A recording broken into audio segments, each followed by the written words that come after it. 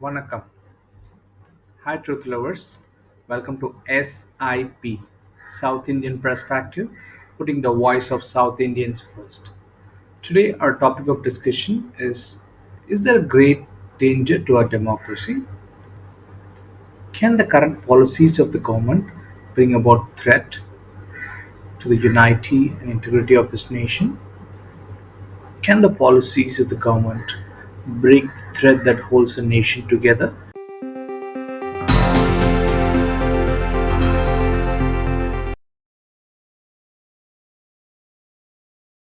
Yes, I'm talking about the most valuable thread that is called the Constitution.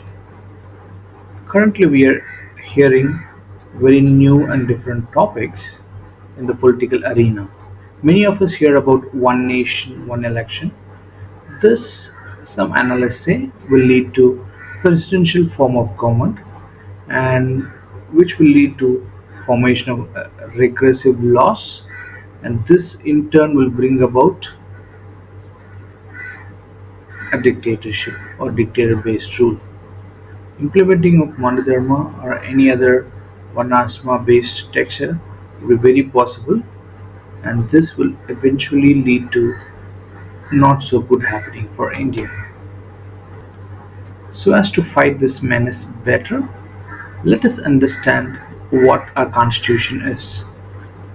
The preamble of a constitution of India briefly introduces statement that explains the fundamental purpose and the principles of the constitution.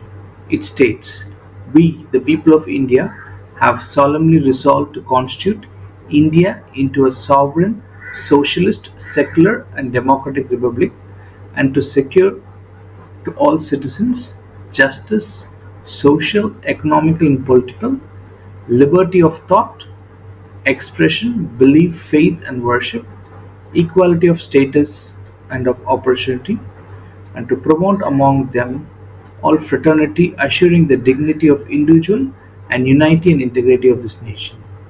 In our Constituent Assembly that was held on 26th day of November 1949, we do by adopt and enact and give to ourselves this beautiful constitution. For this beautiful nation of India, which has a great unity and diversity, our forefathers and the founding fathers of this nation have dreamt of great philosophies, and they kept four basic points, which is the basic structure of the constitution. When we could uphold this basic structure, the country of India will prosper unitedly forever and ever. So let us discuss in detail the four basic points that lays the foundation of our constitution. First one, India should be a socialist state. Socialism is an economic and a political ideology that advocates for collective ownership and control of means of production distribution of goods and services. A socialist state aims to reduce social and economical inequalities by redistribution of wealth and resources through progressive taxation, social welfare schemes, and other measures. It also focuses on well-being of its collective society over the individuals and seeks to create more equitable distribution of wealth and resources. The ultimate goal of the socialism is to create a society where all citizens have equal access to necessities of life such as healthcare, education, housing, and where the needs of the community are prioritized over profit motive of an individual or private corporations. So this is the first theory, and the second one being India is a sovereign state. Sovereignty refers to a supreme authority and power of a state to govern itself independently without external interference. A sovereign state is recognized by other states in the international community and has the power to make and enforce law within its own territory. It has the right to enter into diplomatic relations with other states and is also eligible to join international organizations and treaties. A sovereignty also implies that a state's ability to defend itself, including the use of military force if necessary, and to maintain a territorial integrity and independence. Third being secular state. India is a secular state. Secularism refers to separation of religion and state affairs. A secular state does not have an official religion and treats all religions and non-religious people equally. It guarantees people freedom of religion and right to practice any religion of one's own choice without interference from the state.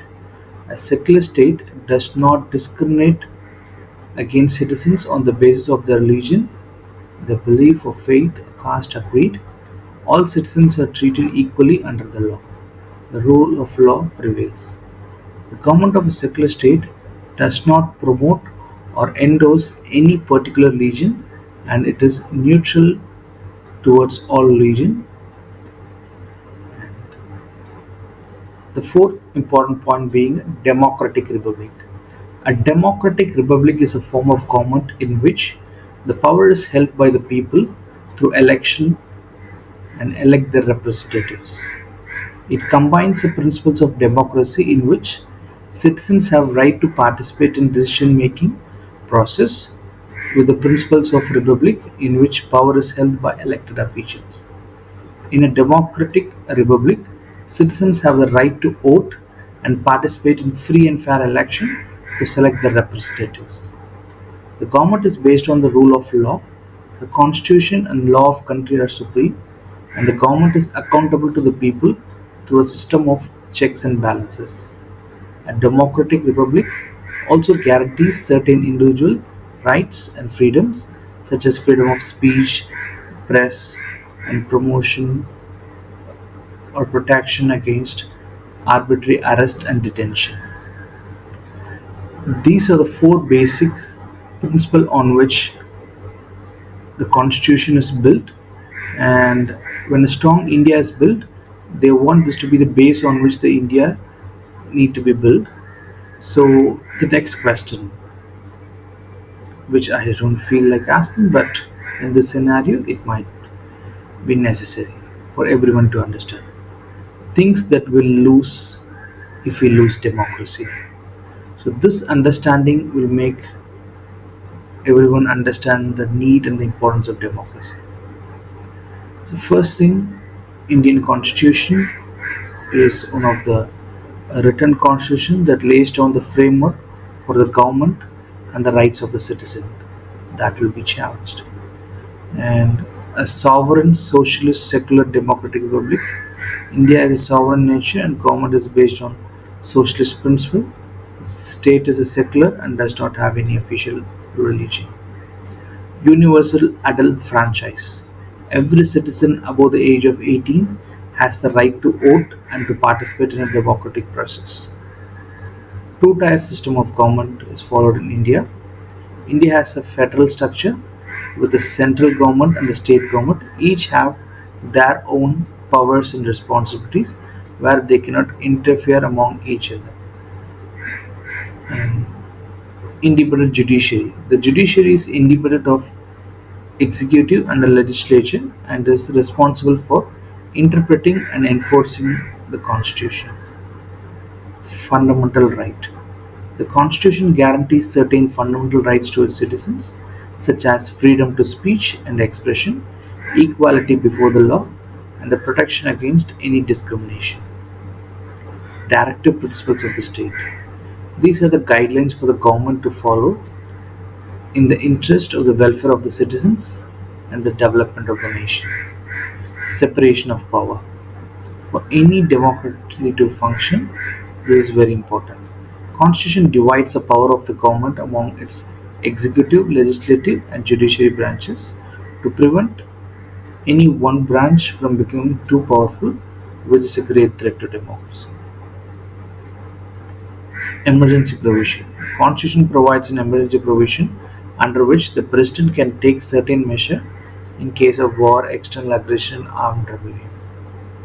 The Panchayat Raj system. India has a system of local self-governance called the Panchayat Raj in rural areas and Nagarpalk in urban areas, giving citizens a direct say in the administration of their village and town. I have listed few important points what democracy gives to us.